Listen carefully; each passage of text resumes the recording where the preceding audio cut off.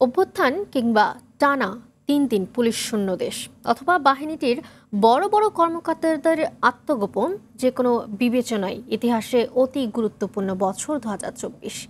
Police সদর দপ্তরের তথ্য বলছে শুধু সেপ্টেম্বর ও অক্টোবর এই ২ মাসেই খুন হয়েছে ৫২২টি। এছাড়া পুরো বছরই ছিল নানা ঘটনা অঘটনায় আলোচিত। সুমন তানভীরের প্রতিবেদনে ফিরে দেখা ২০২৪। বছর শেষের খুশি নগদে হবে বেশি। নগদ পেমেন্টে নির্দিষ্ট ক্যাটাগরির কেনাকাটায় ৩০০ টাকা পর্যন্ত ক্যাশব্যাক।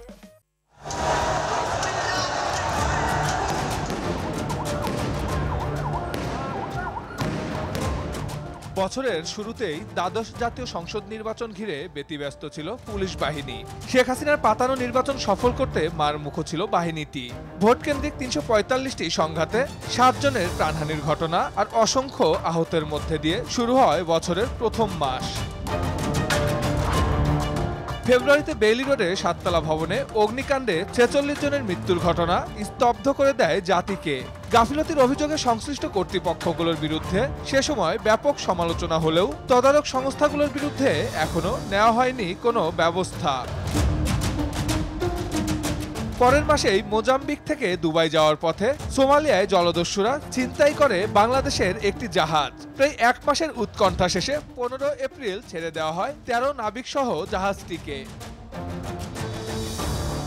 বেনজিরের ঘরে আলাদিনের চেরাগ কিংবা মতিউর রহমানের ছাগল কাণ্ডও ব্যাপক আলোচনায় ছিল ২০২৪-এ। পাহাড়সম অবৈধ সম্পদের অভিযোগে দুদকের তদন্ত শুরুর পর বেনজির দেশ ছাড়তে পারলেও এনবিআর সদস্য মতিউর রহমানকে করা হয় পদচ্যুত।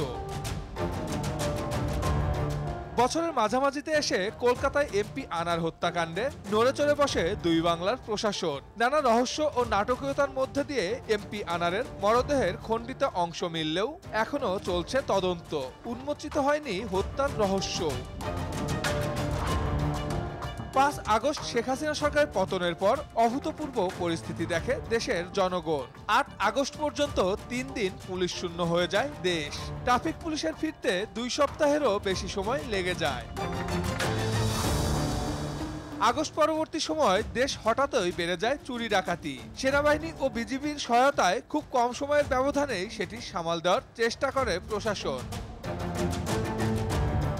তবে নভেম্বর মাসের শেষে এসে ইস্কন নেতা চিন্ময়কে গ্রেপ্তার এবং এই গ্রেপ্তারকে কেন্দ্র করে চট্টগ্রাম আদালত প্রাঙ্গণে আইনজীবী হত্যার ঘটনায় ব্যাপক উত্তেজনা ছড়িয়ে পড়ে দেশে, যার তীব্রতা ছড়ায় ওপার বাংলা পর্যন্ত। বছরের শেষে এসে কেরানীগঞ্জে ব্যাংক ডাকাতি কিংবা সচিবালয়ে রহস্যজনক আগুনের ঘটনা নাজুক আইন শৃঙ্খলা পরিস্থিতিরই ইঙ্গিত দেয়। তবে আসছে বছরে সব দুর্বলতা কাটিয়ে শক্ত অবস্থানে থাকবে প্রশাসন, এমনটাই জানিয়েছে পুলিশের ঊর্ধ্বতনরা। সুমন তানভীর, RTV, ঢাকা।